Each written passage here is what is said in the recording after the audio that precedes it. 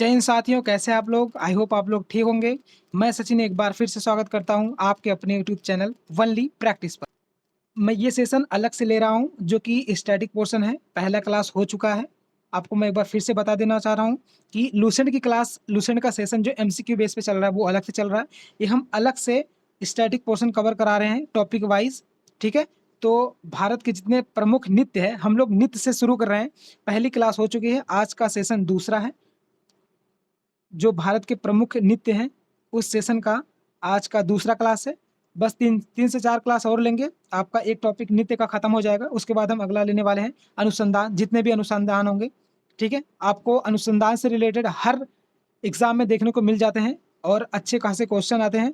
अगर आपको static portion cover up रहेगा वो चीज़ें गलत नहीं होंगी। ठीक है, इसी सबको ध्यान में रखते हुए हमने स्टैटिक पोर्शन अलग से कवर कराने के लिए आपकी जिम्मेदारी ली है, वो सो हम कराएंगे।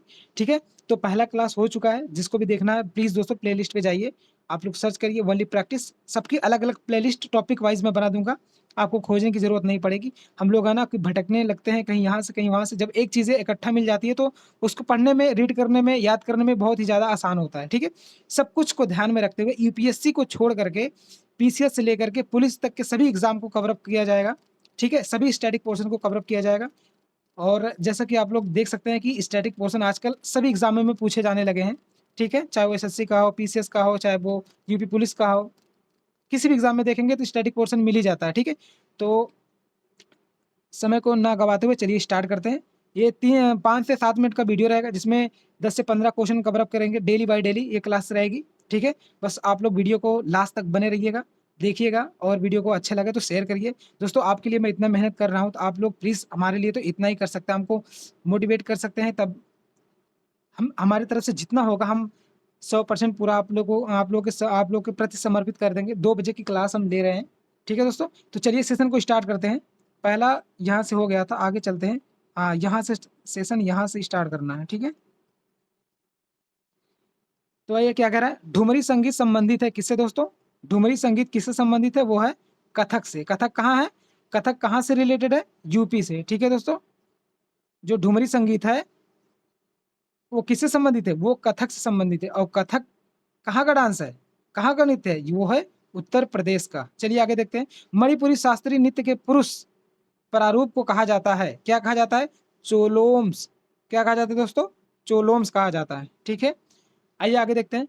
कथकली नृत्य के पूर्व में एक अभ्यास सत्र को बुलाया जाता है जिसे कहा जाता है क्या? सेवा काली। ठीक है दोस्तों, क्या कहा जाता है? सेवा काली कहा जाता है। आइए आगे देखते हैं। वह अभिनय जो वेशभूषा और आभूषण, चेहरे के मेकअप आदि के उपयोग से संबंधित है उसे क्या कहा जाएगा दोस्तों? उसको कहा जाएगा आहार्य अभिनय। क्या कहा जाएगा मेरे भाई? आहार्य अभिनय कहा जाएगा। ठीक है, आइए अगले क्वेश्चन पर। सिद्धियों का गुजरात में लगभग 300 वर्षों का सांस्कृतिक इतिहास है, जो जाने जाते हैं किसके लिए जाने जाते हैं? अपने अनूठे नृत्य और सिद्धि धमाल के लिए जाने जाते हैं। किसके लिए? अपने अनूठे नृत्य और सिद्धि धमाल के लिए जाने जाते हैं। ठीक है, आइए अगला क्वेश्चन देखते हैं। नटवारी नृत्य का संबंध किससे है? नटवारी नृत्य का संबंध किससे है दोस्तों? वो है कथक नृत्य से है। ठीक है, किससे है दोस्तों? कथक नृत्य से। ठीक, आइए आगे चलते हैं। आगे कह रहा है कि डंडारी गुसाड़ी त्योहार मनाया जाता है। डंडारी गुसाड़ी त्योहार मनाया जाता है, किसके द्वारा मनाया जाता है दोस्तों? ये राजगोंड और कोलम जनजाति द्वारा। जो राजगोंड और कोलम जनजाति है उनके द्वारा कौन सा त्योहार मनाया जाता है दोस्तों? डंडारी गुसाड़ी का त्योहार मनाया जाता है। ठीक है, अगला क्वेश्चन क्या कर रहा है। झारखंड का पाइका नृत्य प्रस्तुत पुरुष सदस्य किया जाता है। जो झारखंड का पाइका नृत्य है उसकी प्रस्तुति किसके द्वारा? वो सदस्य द्वारा किया जाता है। वो कौन सी जनजाति द्वारा किया जाता है? वो है मुंडा जनजाति द्वारा। कौन सी जनजाति दोस्तों? मुंडा जनजाति। ठीक, मुंडा जनजाति द्वारा झारखंड का पाइका नृत्य क्या किया जाता है? प्रस्तुत किया जाता है। आइए आगे देखते हैं क्या क्वेश्चन क्या कह रहा है। गौर मारिया एक नृत्य शैली है। क्या दोस्तों?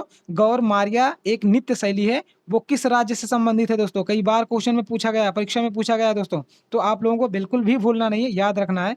एक एक क्वेश्चन हम करा देंगे नृत्य से, आपकी सारी प्रॉब्लम सॉल्व हो जाएगी। एक ही तरफ से हम प्लेलिस्ट बना देंगे, वहाँ से आपको सब कवर हो जाएगा। ठीक है, तो गौर मारिया एक नृत्य शैली है, वो कहाँ से रिलेटेड है, किस राज्य से, वो रिलेटेड है कहाँ से, छत्तीसगढ़ से। ठीक है, आइए अगले क्वेश्चन की तरफ चलते हैं।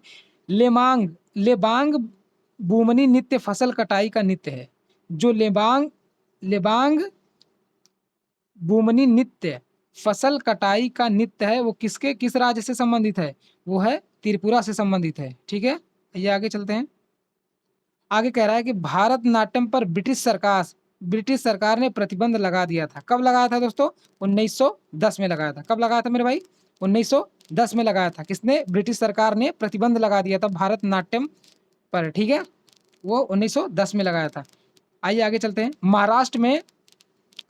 महाराष्ट्र में असत्य पर सत्य की जीत का जश्न मनाया जाता है सोगी मुखावेट नृत्य द्वारा। किसके द्वारा, सोगी मुखावेट नृत्य के द्वारा क्या मनाया जाता है, महाराष्ट्र में असत्य पर सत्य की जीत का जश्न मनाया जाता है। ठीक है दोस्तों, तो हम ऐसे छोटे छोटे पार्ट में हम कवर अप करेंगे दोस्तों। तो आज का सेशन बस यहीं तक। आज 6 मिनट का वीडियो है, बस धीरे धीरे हम कवर करवा लेंगे। ठीक है दोस्तों, तो तब तक के लिए जय हिंद, वंदे मातरम। मिलते हैं अगले सेशन में कल फिर एक बार फिर से आपसे।